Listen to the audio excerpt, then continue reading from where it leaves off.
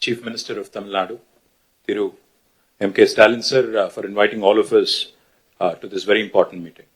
Honorable Chief Minister of Kerala, Shri Pinarayi Vijayan sir, Honorable Chief Minister of Telangana, Revanth Reddy Garu, Honorable Chief Minister of Punjab, Shri Bhagwan Singh Manji, Honorable former Chief Minister of Odisha, Shri Naveen Patnaik ji, my brother and Deputy Chief Minister of Tamil Nadu, Shri Udayanidhi Stalin ji, Deputy Chief Minister of Karnataka, Shri D.K. Shivkumar ji, and to all the representatives of various political parties from across India, I sincerely thank you for joining this very important meeting.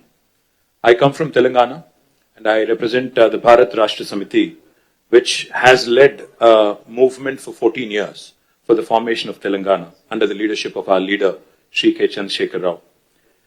When Mr. Vijayan spoke about tyranny of majority, sir, we understand what exactly it means to come out of a larger setup and create a small state.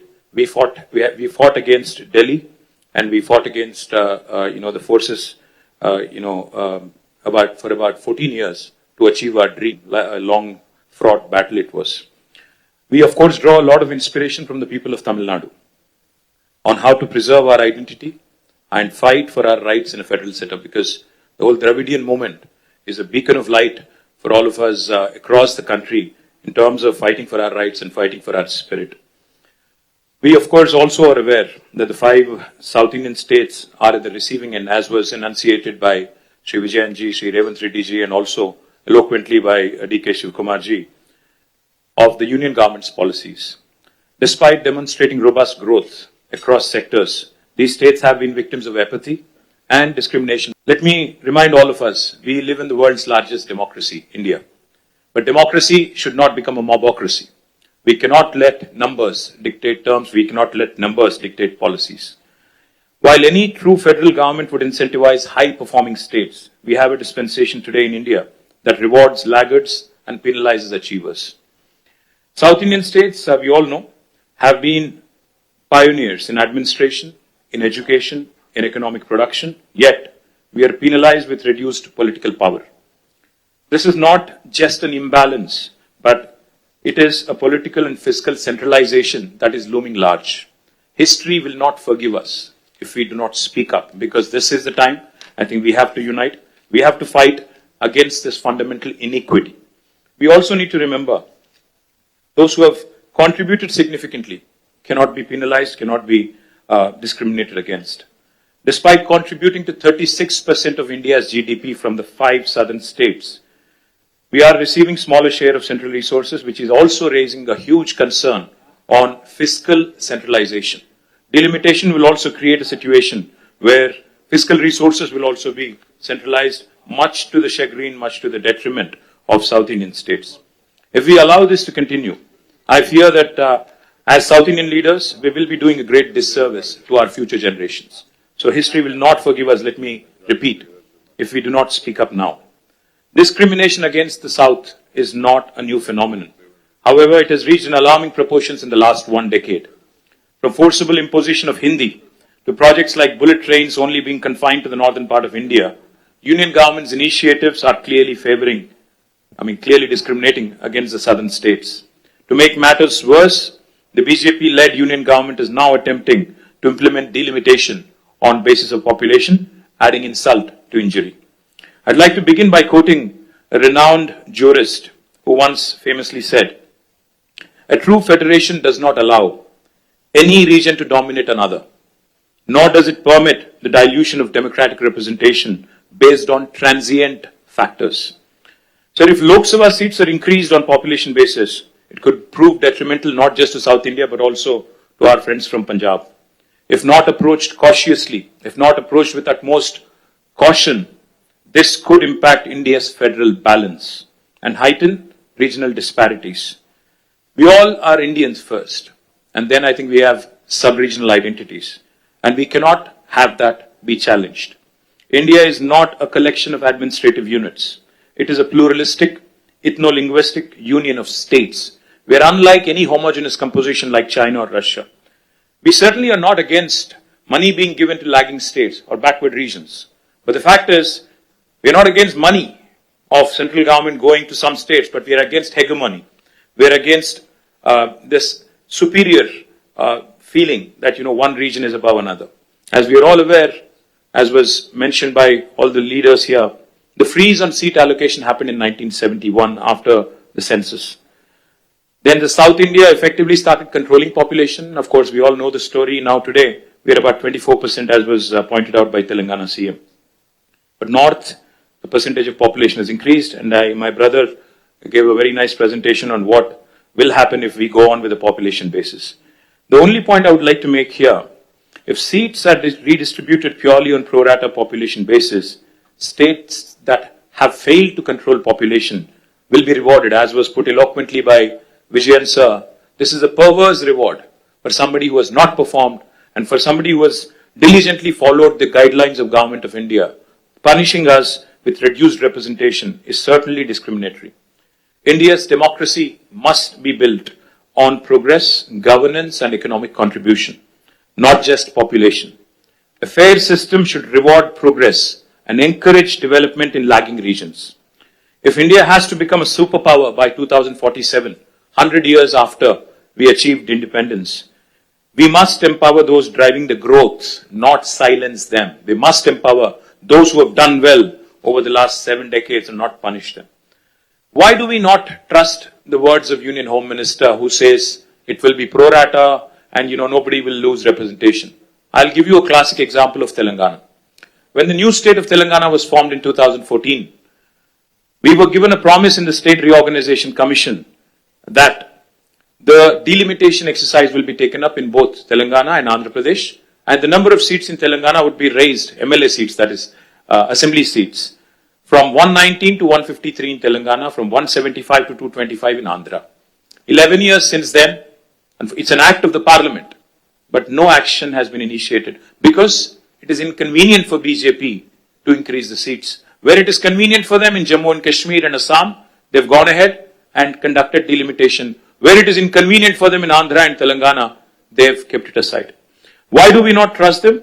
Because, their action, their history speaks otherwise. Today, the union government has indulged in cesses. They've come out with cesses, a formula which basically deprives the states of devolution, of a rightful share in devolution. It's a constitutional right. Therefore, we have apprehensions. Therefore, we have a lot of doubts about the center's intentions. But I also would like to propose a few possible suggestions towards solutions. If the central government is determined to proceed with delimitation, I think as Stalin sir put it, fair delimitation is the ask. It should be fair, it should be just, and Dr. Baba Saheb, when he put these 3 words in constitution, I think he meant it for situations like this: equality, liberty, and fraternity. Now, if they would want to go ahead and do the delimitation because they have the numbers, then we have to ensure that the current proportion of each state remains as it is. If Tamil Nadu has about 39, is it? 39 and Telangana has 17 with increased numbers also, our percentage should also increase proportionately. And it should not come down, our voice should not come down. If a state currently has 2% of the total parliament seats, even after delimitation, also the state should have 2% share of the seats. As Mr. Mann was pointing out, his numbers will increase technically, but percentage will come down, which defeats the whole purpose. The second suggestion could be, as some people are proposing, a permanent, freeze could be also brought in. We can say that 1971, the census could be the basis and there could be no further increase in the number of seats. Another alternative approach could be, again, this could be a radical solution, as one of my friends asked, what is the basis for Telangana CM's recommendation of 33%? I would say, if South India is contributing 36% to GDP, why don't you give us 36% of the voice in parliament? What is wrong? Why are you not rewarding those states that have performed exceptionally well in nation building? If nation building can happen by way of contribution from states, then why not reward those states that have done very well? Sir, I would only say fiscal contribution, I think, also has to be taken. It cannot just be population. No one can ignore, because since even D.K. Shivkumar Anna mentioned fiscal contribution, let me point out, Telangana is only 2.8% of India's population, but we contribute to 5.2% of India's GDP. We're literally punching double our weight. We cannot be penalized, we cannot be snubbed, we cannot be undermined in terms of our voice in parliament which is a travesty of justice. One thing I would also like to add, and this is a possibly practical solution. Sir, a true representative democracy is one where people's voices are heard. Why is delimitation being proposed? Because population has increased and people's voices have to be heard. If people's voices have to be heard, increase the number of MLA seats in each state. You go ahead, increase the number of MLA seats, because typically MLAs are the first port of call for people, not MPs. MPs only voice concerns on larger national policies in Parliament. But MLAs are the first port of call. So I would propose that the national government come forward, union government come forward with a proposal.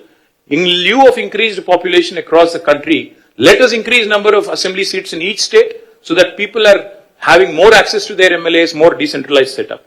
Also, I would like to say this is a fair formula because I think most states would be happy to see more representation. Finally, I would like to remind the union government from this forum, sir, that India is a union of states. Constitution clearly says we are a union of states. We are, like Pinarayi Vijayan sir said, federalism is not a gift. It is our right. So let us remind union government that our founding fathers stitched this great country together with immense grit, determination and tenacity. They understood that India is one of the most diverse nations on this planet and therefore thoughtfully incorporated essential concessions and guarantees into our constitution to build a strong foundation of mutual trust. Sadly, that very foundation is now being shaken by the current regime in New Delhi. Political representation for states in the Lok Sabha is a crucial and a very deeply emotive issue. The union government cannot be callous. They must not take any hasty steps without broad and inclusive consultations involving the people, political parties, state governments, independent activists, people's organizations, and civil society groups as well. India has just completed 75 years of its existence. Our national leadership should strive to heal the old wounds rather than create new ones. Union government should act like a big brother, not big boss.